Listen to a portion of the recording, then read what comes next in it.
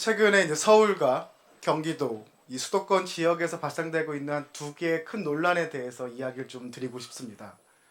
서울의 확장 그리고 이 경기도 내에 있는 3기 신도시에 대해서 SH가 사업에 참여하겠다는 이 두 가지 논란인데요. 저는 사실은 이 논란을 정치적으로 해석하기보다는 이 논란의 그 본질, 또 원인에 대해서 좀 더 고민을 해야 된다고 생각합니다. 그리고 그 안에서 경기도가 또 GH가 해야 될 일들에 대해서 고민을 더 해야 될 자리라고 생각합니다. 우선 서울 확장 관련해 가지고 저도 사장님이 쓰신 글을 봤습니다. 구역의 확대보다는 기능 집중이 더 필요하다라는 의견이신데 저도 동의를 합니다. 아마도 경기도, 그러니까 특히 서울 인근에 있는 경기도민들이 서울의 편입을 이야기할 정도로 말을 한다라는 것은 어쩌면 경기도가 그 도민들의 하고자 하는 것 또는 만들고자 하는 것, 또 불편한 점을 해소하지 못하는 걸 수도 있습니다.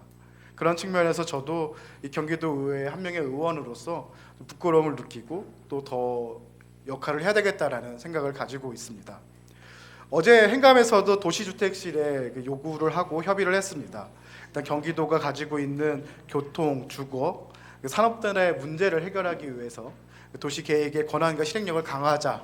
그리고 두 번째로는 이 수도권, 그러니까 경기도 혼자 해결할 수 없는 문제라고 한다면은 수도권에서 광역 협의 기구를 좀 만들자. 그리고 세 번째로는 이 규제 중심의 도시 관리가 아니라 좀 미래지향적인 도시를 좀 만들자라고 제안을 했습니다. 아마도 GH, 특히 사장님도 이 부분에 대해서 도시 전문가이자 또 GH를 이끄는 그 사장으로서 대표로서 이 부분에 대한 좀 생각이 있으실 텐데요. 좀 잠깐 말씀해 주시면 좋을 것 같습니다.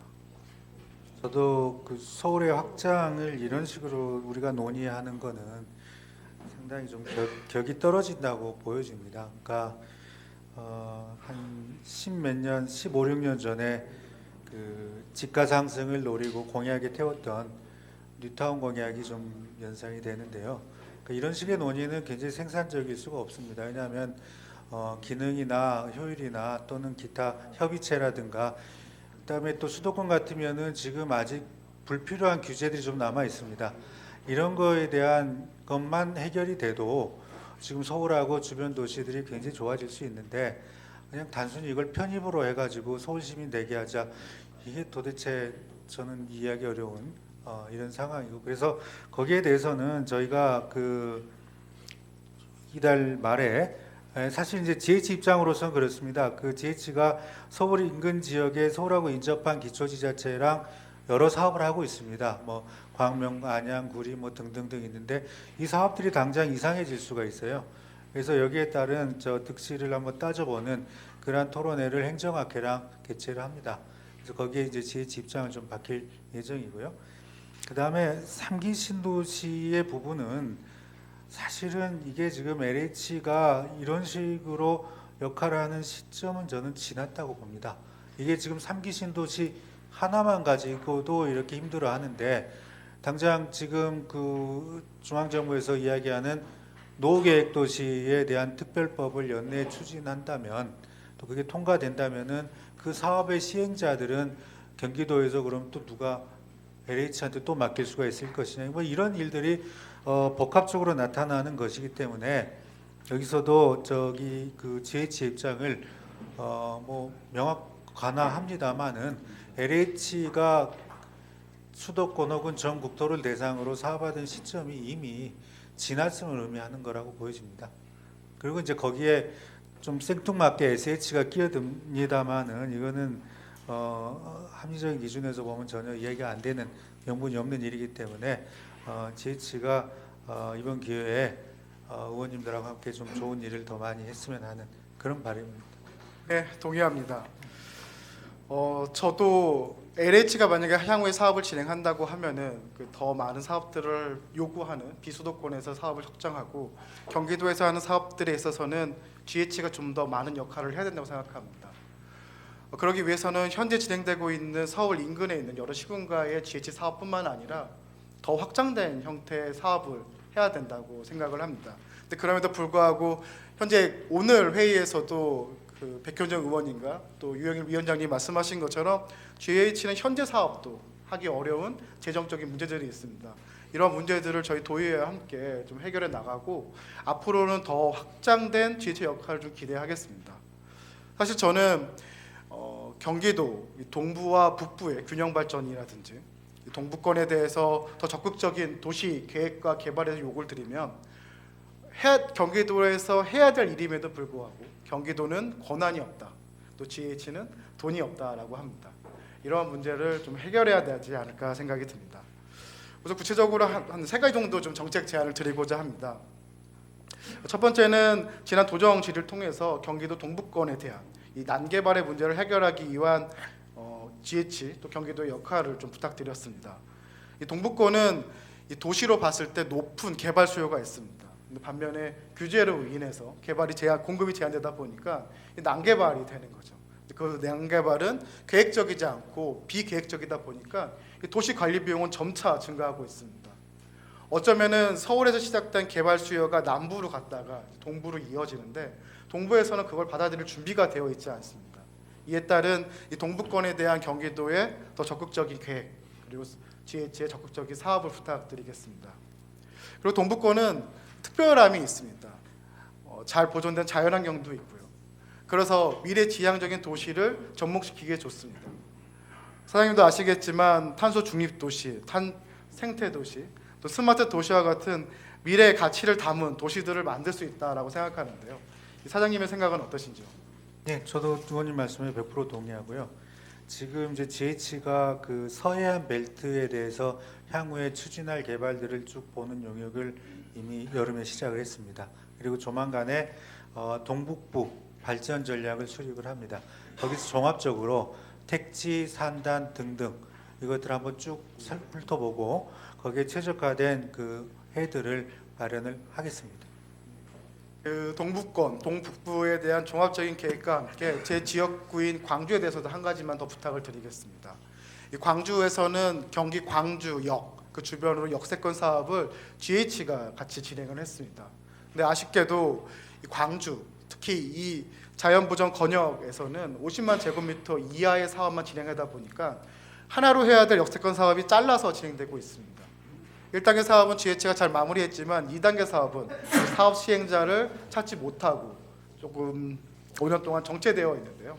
GH에서 좀 적극적으로 참여를 부탁드리고 사실 또 2단계 사업이 끝이 아닙니다. 경안천을 따라서 광주에서 용인에서 이어지는 이 큰 부지가 있습니다. 이 부지를 이 동부권의 미래 가치를 담은 도시로 만드는 데 있어서 GH가 좀 적극적인 역할을 해주시기를 부탁드리겠습니다. 예, 그렇게 하겠습니다. 두 번째는 이 광주역에 GH가 만든 이 역세권 안에 남은 수익으로 청년 혁신 타운을 만들고 있습니다. 이 청년 혁신 타운이 가지는 의미가 한 가지가 있는데요. 기존에 공공에서 만드는 지식산업센터를 넘어서 가지고 바로 옆에 그 청년 그 행복주택 주거가 같이 들어갑니다. 그러다 보니까 청년의 주거의 문제, 일자리의 문제, 지역의 산업의 문제가 같이 묶여 있습니다. 광주 입장에서도 광주에 처음 만들어지는 지식산업센터이기도 합니다. 그래서 저는 이 GH에서 이 지식산업센터, 청년혁신타운에 대한 고민을 더 많이 해주시기를 부탁드리겠습니다. 어제 행감에서도 좀 부탁을 드렸습니다. 청년혁신타운 안에 들어가는 행복주택을 검토할 때 지역의 공동체와 사회적 경제와 연결한 사회주택으로 좀 검토를 해달라고 연계해달라고 말씀을 드렸고 청년혁신타운 역시 그냥 건물만 짓고 그 기업들에게 분양과 임대만 하는 것이 아니라 청년, 창업, 일자리 지원센터와 같은 네트워크할 수 있는 공간이 들어와서 한 개의 건물로서 그냥 짓고 끝나는 사업이 아니라 지역의 산업, 경제, 일자리, 청년의 문제를 해결할 수 있는 그러한 종합적인 솔루션으로서의 GH의 역할을 좀 부탁드리도록 하겠습니다. 네, 그럼 저도 의원님 생각하고 100% 공감이고요. 지금 판교에서도 시작을 했지만은 직주락, 기회발전소 이런 일들이 청년역 신타운에 당연히 들어설 겁니다. 네, 최선을 다하겠습니다. 마지막 부탁입니다. 사실 작년 행감에서 말씀을 드렸던 내용입니다. 그 GH의 도시 정비 관련된 역량을 더 강화해야 된다고 말씀드렸습니다. 사실 도시 정비하면은 지금까지는 서울 중심으로 이루어졌지만 이 경기도에도 도시 정비를 해야 될 곳이 굉장히 많습니다. 민간에서만 하는 것이 아니라 GH에서 좀 더 공공의 역할을 해야 될 텐데요. 제가 작년에 지적한 내용은 그 인원에 대한 부분이었습니다. 당시 GH의 도시 정비를 하는 도시재생처는 약 20명 수준이었는데 작년 기준으로 해서 LH 같은 경우에는 83명, 그리고 SH 같은 경우에는 97명이었습니다. 제가 받은 자료로는 올해도 크게 인원이 증가되지 않았지만 사장님께서 이 경기도의 도시 정비 사업에 더 관심을 가져주시고 그에 따른 조직의 인원과 역량도 더 키워주시기를 부탁드리겠습니다. 예, 그 점도 저희 중요한 고민 사항 중에 하나고요.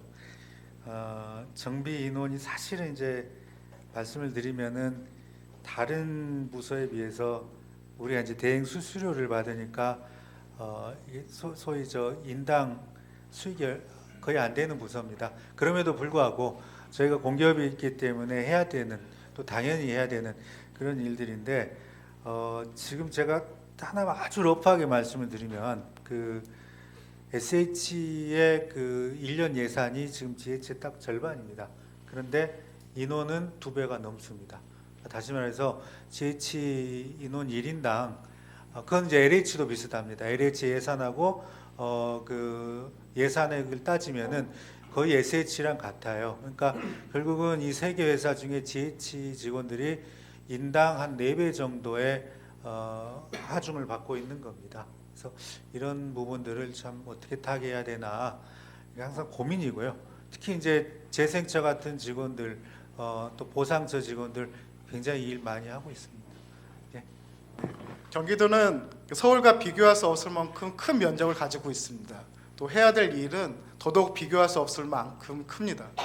GH, 경기도, 또 저희 경기도 의회가 함께 이 문제를 해결해 나가면서 도민들한테 더 신뢰를 받고 경기도에서 빠지겠다는 말을 나오지 않는 날까지 더 최선을 다하도록 하겠습니다. 감사합니다.